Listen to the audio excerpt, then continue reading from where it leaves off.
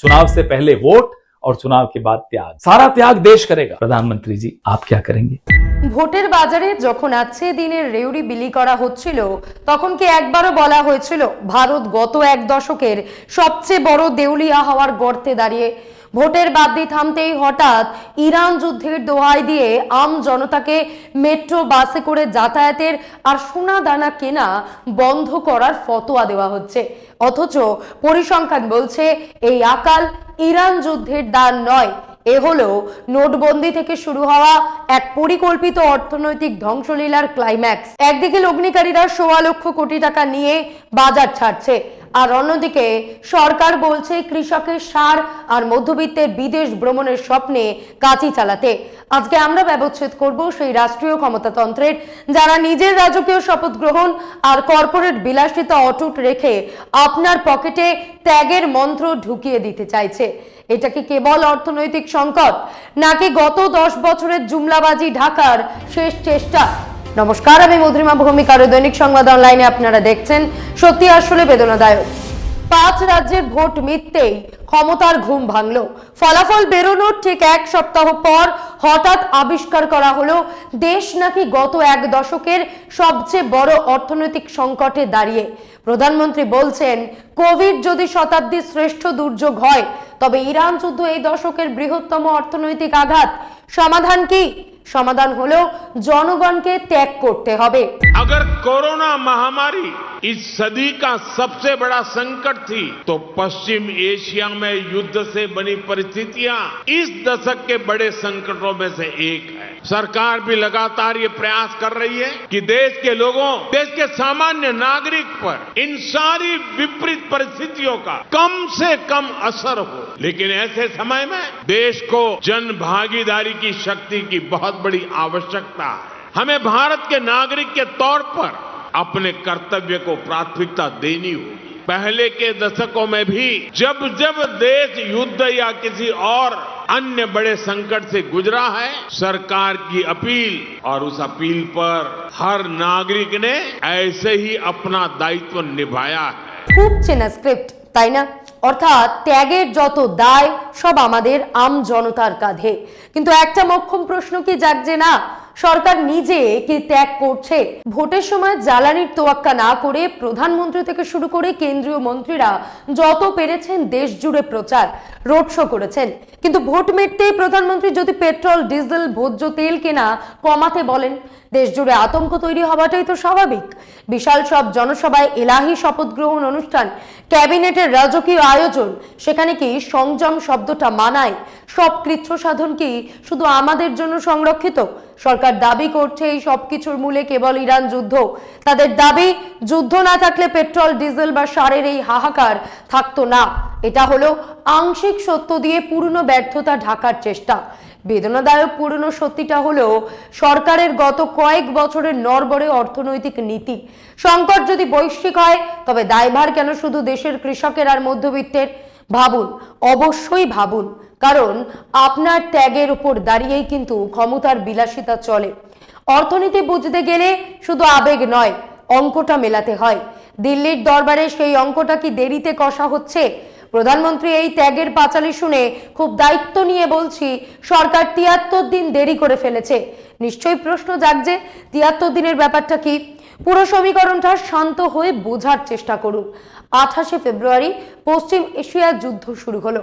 Hormuz প্রণালী, পারস্য উপসাগর আর অন্যদিকে ওমান সাগরকে জুড়ে থাকা যে সরু সমুদ্র পথ দিয়ে বিশ্বের ২০% গ্যাস এবং অপরিশোধিত তেল সরবরাহ হয়, যুদ্ধ শুরু হতেই সেই যোগান শৃঙ্খল থমকে গেল। শুরু হলো সাপ্লাই শক। বাজারে শক্তির উৎসের ২০% ঘাটতি মানে সেটা কেবল তেলের দাম বাড়া নয়, জ্বালানি লাগে খাবার বানাতে, পণ্য পরিবহনে এবং প্রতিটি কারখানার উৎপাদনে। যখন এনার্জির যোগান কমে তখন উৎপাদন কমতে বাধ্য, আর যোগান কমলে দাম বাড়ে উল্কার গতিতে। কিন্তু শুধু কি তেল, গ্যাস? এখানেই আসল প্যাচ। অপরিশোধিত তেল থেকে শুধু পেট্রোল, ডিজেল হয় না, তৈরি হয় অজস্র কেমিক্যাল। এখান থেকেই আসে এলপিজি আর রাসায়নিক সার। তেল শোধনের সময় বের হয় সালফার। সালফার কমলে কমবে সালফিউরিক অ্যাসিড, যা খনি শিল্পের প্রাণ, অর্থাৎ মাইনিং ব্যাহত হবে। পাশাপাশি যোগান কমবে প্লাস্টিক আর প্যাকেজিং ম্যাটেরিয়ালের। সবচেয়ে আশঙ্কার কথা, ওষুধের কাঁচামাল যাকে বলে এপিআই, সেটাও তৈরি হয় এই কেমিক্যাল থেকে। সহজ কথায় এটা শুধু গাড়ির তেলের সংকট নয়, এটা আপনার রান্নাঘর থেকে শুরু করে চাষের জমি, খনি থেকে ওষুধের দোকান, সবখানে এক ভয়াবহ আকালের সংকেত। এনার্জি সংকটের চেইন রিয়াকশনে যখন একের পর এক স্তম্ভ ভাঙতে শুরু করে, তখন সবকিছুর আকাল দেখা দেবে।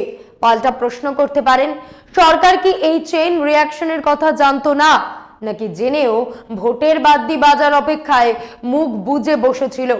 সহজ কথায় এটা শুধু ধাক্কা নয়, আস্ত একটা টর্নেডো। এনার্জি ক্রাইসিস আর সাপ্লাই শক, এই দুয়ের জোড়া মারে দেশের সামগ্রিক অর্থনীতি বা ম্যাক্রো ব্যালেন্স তাসের ঘরের মতন ভেঙে পড়ছে। অঙ্কটা বুঝুন, একদিকে আমদানির খরচ আকাশ ছোঁয়া, কারণ জাহাজ ভাড়া বেড়েছে, বিমার খরচ বেড়েছে।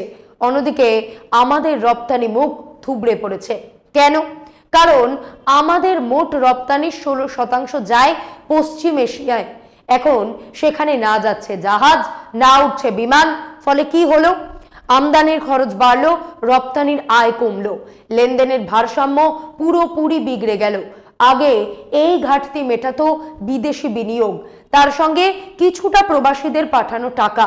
কিন্তু এখন ছবি উল্টো, বিদেশি লগ্নিকারীরা টাকা তুলে নিয়ে পালাচ্ছে, প্রবাসীদের রেমিটেন্স এক ধাক্কায় কমে গেছে। এর ফলে সরাসরি টান পড়েছে আমাদের ফরেক্স রিজার্ভ, মানে বৈদেশিক মুদ্রার ভান্ডারে।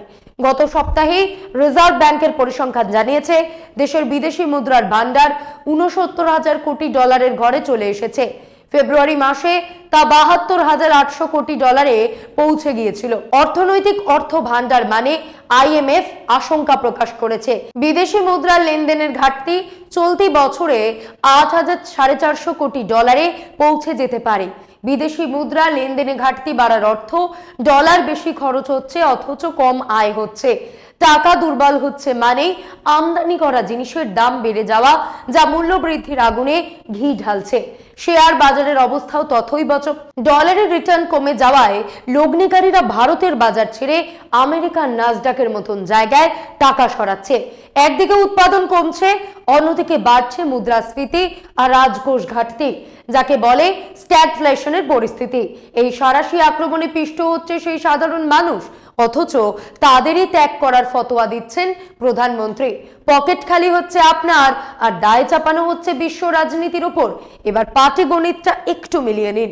যে গরিব মানুষটির মাসিক আয় বড় জোর 10 থেকে 12,000 টাকা, তার কাছে 950 টাকার গ্যাস সিলিন্ডার যদি 1 লাফে 5,000 টাকা হয়ে যায়, তবে দেশের মুদ্রাস্ফীতি 50 থেকে 60% পৌঁছে যাবে। ফুটপাতে যে দোকানে চা 10 টাকা ছিল, তা এখন 20 টাকা। যে সাধারণ থালি আগে 50 টাকায় পাওয়া যেত, তা এখন 80 টাকা। একদিকে আকাশ ছোঁয়া দাম, অন্যদিকে উৎপাদনে ধস। এই পরিস্থিতিকে অর্থনীতির ভাষায় বলে স্ট্যাগফ্লেশন। আর একবার এতে ফেসে গেলে বেরোনো হেঁটে পাহাড়ে চড়ার মতন কঠিন। সরকারের এত বড় বড় অর্থনৈতিক উপদেষ্টারা কি আগে কিছুই টের পায়নি? সব টের পেয়েছিল, কিন্তু মাথায় ছিল শুধু ভোটের অঙ্ক।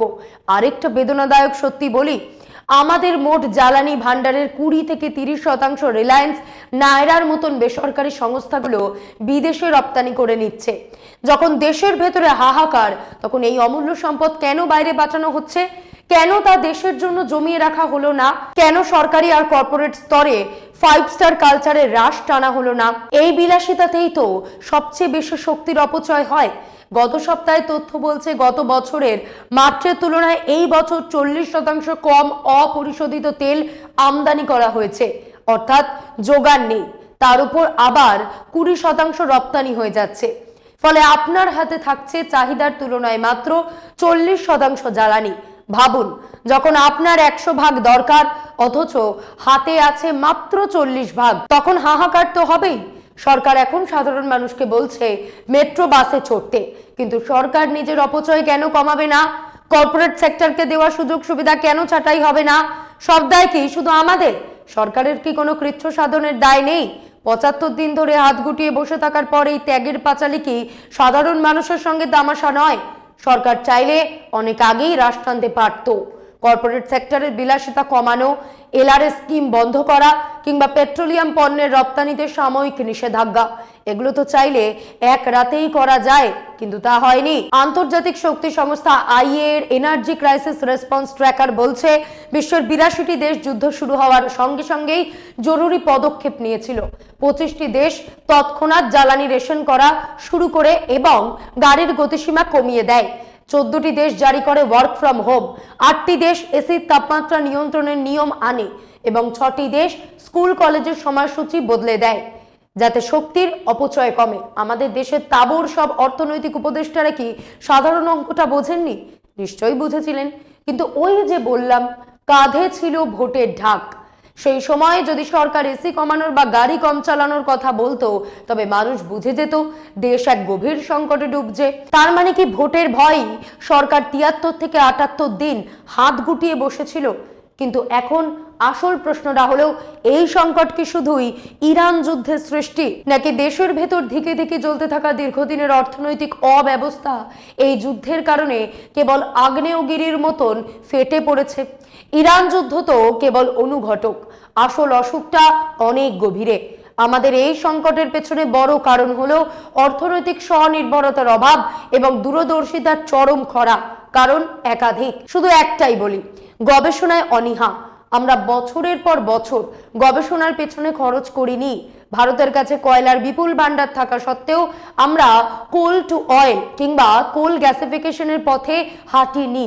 এই দুটো কাজ করলে আমরা বিদেশ থেকে গ্যাস বা তেল আমদানির উপর নির্ভরতা অনেকটাই কমাতে পারতাম। গবেষণার অভাব মানে আপনার পণ্য বিশ্ববাজারে প্রতিযোগিতায় টিকবে না। সস্তায় ভালো জিনিস তৈরি করতে না পারলে রপ্তানি বাড়বে না, আর রপ্তানি না বাড়লে আমদানির খরচ মেটানো অসম্ভব। চীনের সঙ্গে তুলনা টানলেই সমস্ত পরিষ্কার হয়ে যাবে। গত বছর অসংখ্য ট্যারিফ বিধিনিষেধের বেড়াজাল টপকেও চীন তাদের ট্রেড সারপ্লাস বাড়িয়ে নিয়েছে। যে উদ্বৃত্ত আগে তাদের $800 বিলিয়ন ছিল, তা এখন $1 ট্রিলিয়ন ছাড়িয়ে গেছে। আর আমরা সংবিধানের ফাঁক ফোকর খুঁজে বিচার বিভাগকে বগল দাবা করতে চাইছি, আর হিন্দু মুসলমান করে লোক খেপিয়ে ভোট টানতে চাইছি। পরিসংখ্যানের কচকচানি সরিয়ে এবার বাস্তবের মাটিতে তাকান। সরকারের নিজের দেওয়া সর্বশেষ অর্থনৈতিক সমীক্ষার রিপোর্টই বলছে, গ্রামে সেলফ এমপ্লয়েডদের গড় আয় মাসে 11,500 টাকা, শহরে 20,000 টাকা। জাতীয় গড় করলে দাঁড়ায় মাত্র 16,000 টাকা। নিয়মিত বেতনভোগী যারা, গ্রামে তাদের গড় আয় 16,000 আর শহরে 23,000। গড় করলে মাসে বড় জোর 22,000। এরপরে অসংগঠিত শ্রমিক, এদের অবস্থা সবচেয়ে করুণ। এদের গড় দৈনিক আয় 450 টাকার আশেপাশে। মাসে যার আয় 10 কি 22,000 টাকা, সে কটা গাড়ি চড়ে? সে বছরে কবার বিদেশ যাত্রা করে?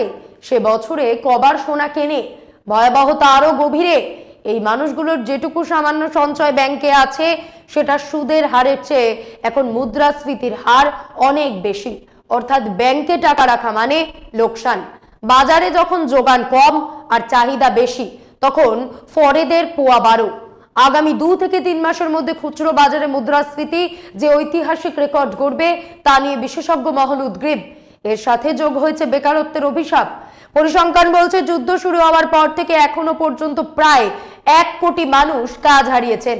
এর আগে আমেরিকার সঙ্গে ট্রেড ডিল বা ট্যারিফ নিয়ে যে সংকট ছিল, বর্তমান পরিস্থিতি তার চেয়েও দ্বিগুণ ভয়াবহ। প্রধানমন্ত্রী যখন দেশবাসীকে ত্যাগের পরামর্শ দিচ্ছেন, ততক্ষণে পরিস্থিতির লাগাম 80% হাতের বাইরে চলে গেছে।